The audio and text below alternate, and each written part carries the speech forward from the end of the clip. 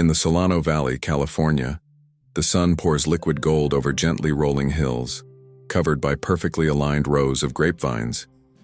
It's a paradise of fertile land and pure air, but as in every paradise, there is a serpent. The serpent of Solano was an invisible line, a border of hatred that cut the valley in half, separating the lands of Rossi Winery from the lands of Sterling Winery. On one side of the road, the Rossi estate was a rustic collection of stone and aged oak wood, with an air of tradition and passion passed down through generations. On the other, the Sterling Winery stood in angles of glass and steel, a modern monument to corporate efficiency and ambition. The feud between the two families was as old as the oldest vines, an open wound that everyone in the valley knew about and either profited from or lamented. Every year, this Cold War heated up with the approach of the festival that awarded the region's best wine with the Golden Bunch Trophy, a prize the Sterlings hadn't won in 20 years, ever since Leo Rossi's grandfather had won it. Leo Rossi, at 24, carried his family's legacy in a different way. His dark curly hair and sun-tanned skin betrayed his Italian heritage, but it was his hands that told his true story. They were strong hands, stained by grape juice and red earth, not the hands of an executive. That morning, as he walked through the vines his grandfather had planted, he felt the promise of the harvest in the air. He ignored the shouts of his father, Marco, a burly man whose passion overflowed into fury when it came to the rival family. "They're siphoning water from the stream again, those thieves," Marco bellowed from the porch. Leo sighed, closing his eyes. To his father, every bottle of wine was a weapon in the war against the Sterlings. To Leo, it was poetry, the expression of the land, the sun, and the rain. He only wanted to make the perfect wine, not win a war he didn't start. On the other side of the valley, in the minimalist Sterling office, 22-year-old Elena felt a different kind of pressure. With her blonde hair tied in a flawless ponytail and her blue eyes focused on a spreadsheet on her tablet, she was the picture of the modern heiress. She presented the sales projections for the quarter with a confidence she didn't feel. Her father, Richard Sterling, a man in an expensive suit with a cold smile, listened attentively. "Excellent," he said. "With this marketing strategy, we will crush them at the festival. The Golden Bunch will come home, Elena, and the Rossis will become a footnote in this valley's history." Elena's stomach turned. She loved the winery, her family's legacy, but she hated her father's obsession. Her dream was to create wines that united people, not served as ammunition. She looked out the glass window at the same golden hills that Leo was observing, feeling like a prisoner in that glass empire. Seeking an escape, Elena put on her headphones and went for a run, following an old service road that snaked along the forbidden border. The rhythm of the music and her feet on the gravel was her only meditation. Further ahead, Leo was driving his old battered truck going to check on a forgotten water pump that was dangerously close to enemy territory. Distracted by a strange noise in the engine, he didn't see her. Suddenly, the truck's engine sputtered, producing a loud bang like a gunshot. Startled, Elena lost her footing and fell, scraping her knee. Leo jumped out of the vehicle, his heart in his mouth, running to help her. "My God, are you okay?" "I'm so sorry," he said, extending his hand. She accepted, and for a moment time stopped. There was no Rossi or Sterling, just a worried boy and a startled girl, their hands touching under the immense California sky. Then, their gazes truly met, and the recognition came like a punch to the gut. He saw the unmistakable blue eyes of the Sterlings. She saw the face that unwillingly graced the artisan Rossi labels. They recoiled their hands as if they had touched fire, the silence between them now filled with generations of hatred. The encounter on the road left an indelible mark on both of them. Leo and Elena spent the following days trying to erase the scene from their minds, but the image persisted, stubbornly. Elena, analyzing the vintage reports, saw Leo's worried face, not the enemy her father described. The concern in his eyes was real, devoid of the arrogance she had been taught to expect from a Rossi. Leo, in turn, while pruning the vines, caught himself looking at the horizon line that marked the beginning of the Sterling lands.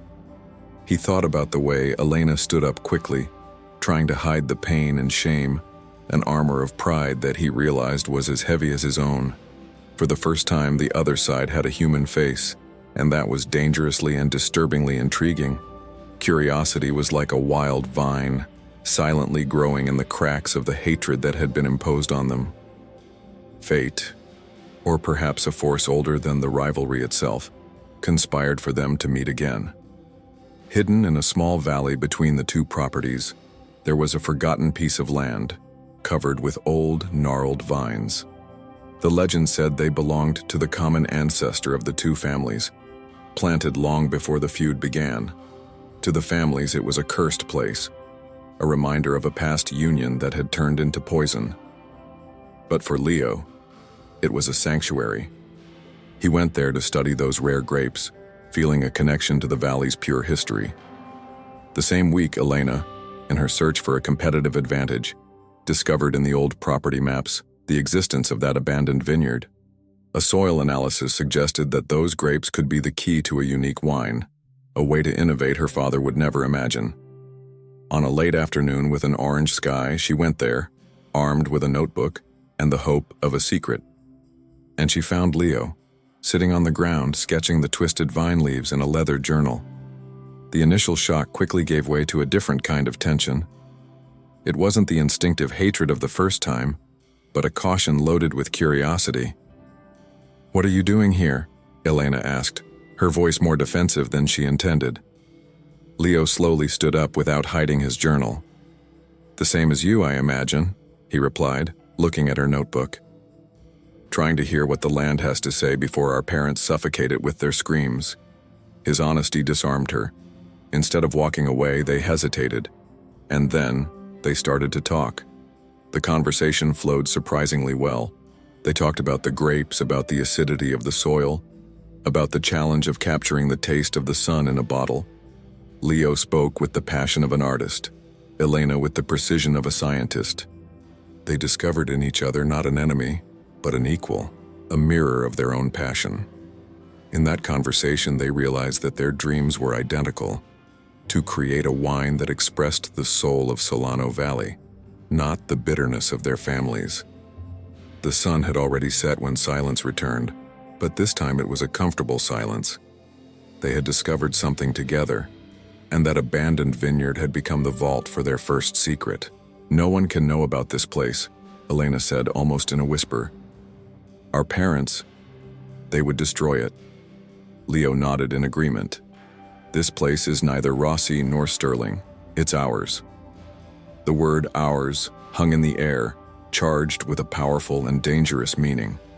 They agreed to meet there again under the pretext of studying the vines, but they both knew it was more than that. As they left the vineyard, each to their own side of the border, they were no longer just heirs of a war. They were accomplices, guardians of a secret that had the power to unite them or to burn everything around them. The rivalry still existed, but now, at its heart, something new and forbidden was beginning to blossom. If you believe that love can blossom even in the most unlikely soil, and you're rooting for Leo and Elena's secret to stay safe, don't forget to like this video, subscribe to our channel, and, most importantly, hit the notification bell so you don't miss a second of this story. Your support is crucial. Now let's get back to the Solano Valley, where passion and danger walk hand in hand. The meetings at the abandoned vineyard became the axis around which Leo and Elena's lives revolved. The excuse of studying the vines gave way to conversations that stretched into the night, under a sky sprinkled with stars. He talked about his dream of visiting the small wineries in Sicily to learn from ancient methods, a plan his father considered a waste of time. She confessed the weight of being the perfect heiress, the fear of never being the ruthless leader her father demanded she be. In that refuge, they were not Rossi and Sterling. They were just Leo and Elena, two souls who recognized each other in the loneliness of the other. The attraction, once a spark of curiosity, ignited on a full moon night. Amid the ancestral vines that witnessed the beginning of everything, they kissed for the first time. It was a kiss loaded with urgency, with years of a longing they didn't know they felt, an act of rebellion that sealed their destinies. The passion between them inspired an even more audacious idea. "What if," Leo began one afternoon, "we made a wine together?" The idea was crazy, an act of betrayal against everything their families represented. And for that very reason, it was irresistible. They started the secret project, a collaboration that was the perfect metaphor for their love. At night, they secretly harvested the best bunches from the forgotten vineyard. Leo used his artistic intuition to guide the process, while Elena applied her scientific knowledge to control the fermentation with impeccable precision. They stole yeast from the Sterling laboratories and used a small oak barrel forgotten in the oldest cellar of the Rossis. Every step was a risk, every meeting another step into forbidden territory. That small barrel, hidden under old tarps, contained more than wine. It contained proof that the union between a Rossi and a Sterling did not generate destruction, but something new, complex, and extraordinarily beautiful. The danger, however, was real and getting closer. One night, an old Rossi foreman, a man loyal to Marco who had worked at the winery since before Leo was born, saw lantern lights in the abandoned vineyard. Suspicious, he approached and from a distance saw the silhouette of Leo next to a blonde woman. He couldn't identify her, but the seed of doubt was planted. On the other side, Richard Sterling, a man obsessed with control, noticed in his inventory reports the disappearance of a specific, very expensive and rare yeast strain. He confronted Elena, who managed to invent an excuse about an experimental batch going bad. Her father looked at her with his cold blue eyes, seeming to accept the explanation, but Elena felt a chill. The net was closing in. The fear of being discovered added a layer of desperation to their meetings. While the secret passion deepened, the public war exploded. With the wine festival approaching, the rivalry reached its peak. Marco Rossi gave an interview to a local newspaper, accusing Sterling of being a soulless wine factory that used technology to mask a lack of quality. In response, Richard Sterling launched a digital marketing campaign with the slogan, "Tradition is just an excuse not to innovate. Taste the future." Billboards were erected, venomous ads circulated on social media. The Solano Valley was divided. For Leo and Elena, watching this escalation was torture. They saw their parents turning into caricatures of themselves and felt like accomplices and traitors at the same time. The love they lived in secret was pure and true, but it was being built on a foundation of lies, and they began to wonder how long the foundation would hold before everything collapsed on their heads. In the days leading up to the festival, Leo and Elena's secret wine reached perfection. In one of their nocturnal meetings, with trembling hands, Leo drew the first sample from the barrel. The color was a deep ruby, more complex than the rustic Rossi reds, more vibrant than the technically perfect but soulless Sterling wines. They tasted it together. The flavor was an explosion of sensations, the ripe fruit and passion of Leo's heritage, intertwined with the elegance, structure, and clean finish that were Elena's trademark. It was a wine that told a story, their story. In that sip, they tasted the flavor of peace, the liquid proof that their union was harmony, not a disaster. It was a bittersweet moment of triumph. They had created perfection, but it was a perfection that, apparently, could never see the light of day. Meanwhile, the seeds of distrust were germinating. The old Rossi foreman, unable to forget the scene he saw, found a silk scarf caught on a branch near the abandoned vineyard. It was thin, expensive, and had a light floral perfume he had never smelled on his mistress. He took the scarf not to the furious Marco, but to his wife, Sophia. A wise and observant woman, Sophia had noticed a profound change in her son. Leo's look was no longer just of weariness, but of a man who held a secret that both consumed and enlightened him. Her mother's heart told her that something serious was happening, something that went far beyond the rivalry. She kept the scarf and began to observe, waiting for the right moment. The breaking point came from the Sterling house. Richard, in his final play to dominate the valley, announced in a board meeting his plans for the future. He intended to legally buy the disputed strip of land between the properties to build an ultra-modern visitors center. The project implied tearing up every single vine in the abandoned vineyard. For Elena, hearing that was like a dagger thrust. That place was not an unused asset, as her father said. It was her sanctuary, the cradle of her love and her best work. For the first time in her life, she confronted him with fury. "You can't do that. That place has history," she shouted. Richard was shocked, not by the opposition, but by the passion with which she defended a useless piece of land. The argument was ugly, and ended with Elena slamming the door. But the suspicion in her father's eyes was as clear as day. With time running out and their sanctuary about to be destroyed, desperation took over Leo and Elena. That night in the vineyard, they looked at the barrel, their perfect creation. It was the only weapon they had. It was then that the most dangerous and insane plan emerged. "Let's enter our wine in the festival," Leo said, his voice firm. Elena looked at him, her eyes wide. It would be a scandal. "How?" she asked. "Not as a Rossi or a Sterling," he replied, a feverish glint in his eye. "We'll enter it as a blind entry, anonymous, with the name, The Wine of the Forgotten Vineyard." It was an all-or-nothing gamble, complete madness. If their wine was ignored, their secret would die there. But if it won, the proof of their success would be undeniable. They would force their families to face the truth. With their hearts beating wildly, they bottled 12 bottles without a label and delivered them at the last minute of the registration deadline. The die was cast. Their secret was now in the hands of the judges, and the stage for the biggest storm the Solano Valley had ever seen was set. The Solano Wine Festival pavilion buzzed with an almost palpable tension. On one side, the Rossi clan, loud and passionate, with Marco Rossi at the center, confident that his honest vintage would crush the rivals. On the other, the Sterling team, elegant and cold, led by a Richard Sterling who was already savoring the victory of his infallible strategy. Leo and Elena were lost in the crowd, on opposite sides of the hall, exchanging furtive and anxious glances. Their hearts beat to the frantic rhythm of the speeches and the music, each feeling the weight of their secret and the impossible bet they had made. The final phase of the competition began, and the 3 best wines were announced for the judges' blind tasting. As expected, the Rossi Reserve and the Sterling Signature were among them.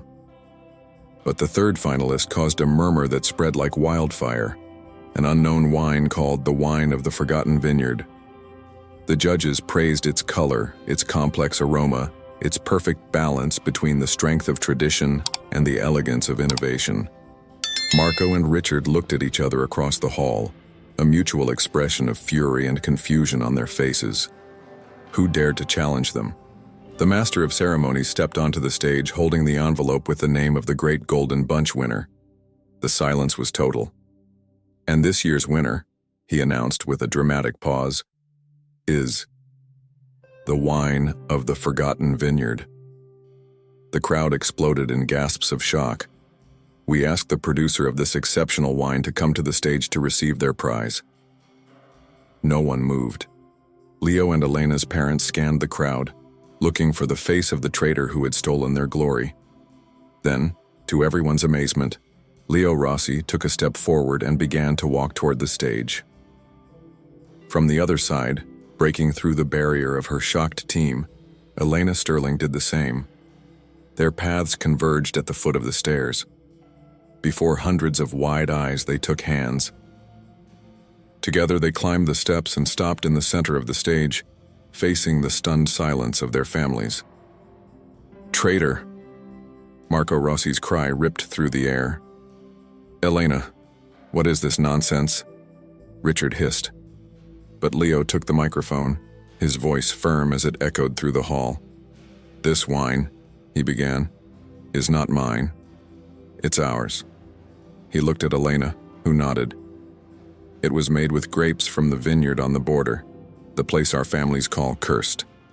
It has the soul of the Rossi land and the mind of sterling science." Elena then stepped closer. "For generations, this rivalry has defined us, but it was diminishing us. This wine is proof that together we can create something much bigger and better than we could ever achieve apart." In that moment, in the middle of the crowd, Sophia Rossi, Leo's mother, stood up. With tears in her eyes, she began to applaud. Slowly and solitarily at first, but her applause was the first crack in the wall of hatred. The backlash was immediate. Publicly humiliated, Richard Sterling disowned his daughter right there. Marco, feeling betrayed to his core, turned his back on his son. But their story and the undeniable quality of the wine captivated the valley. Purchase proposals rained down, but there were only a few bottles. With the prize money and surprising community support, Leo and Elena managed to buy and protect the abandoned vineyard. In the following months, Sophia worked as a tireless diplomat, softening Marco's heart, reminding him that his love for the land should be greater than his hatred for a name. Seeing his brand suffer in the isolation of his fury, Marco gave in. A year later, a new, small winery called Union Vineyards was built on the site of the abandoned vineyard. On the day of its inauguration, Richard Sterling, with a forced smile, made a toast to a future without rivalry. By his side, Elena served a glass of the new wine to her father-in-law, Marco. Marco took it, smelled it, tasted it, and was silent for a long moment, looking at his son who was working side by side with the woman he loved. Finally, he shook his head and gave a slow, reluctant nod of approval. The gesture was small, but the meaning was immense. The war was over.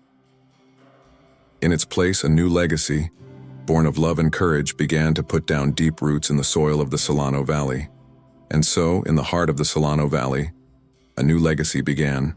If you are moved by the story of Leo and Elena and believe that love is stronger than any rivalry, show your support with a like on this video and subscribe to the channel for more stories like this. Don't forget to comment your city below and hit the bell icon to be the first to know about new content. Check out our channel, we have other stories of love and overcoming waiting for you. A big hug and see you next time.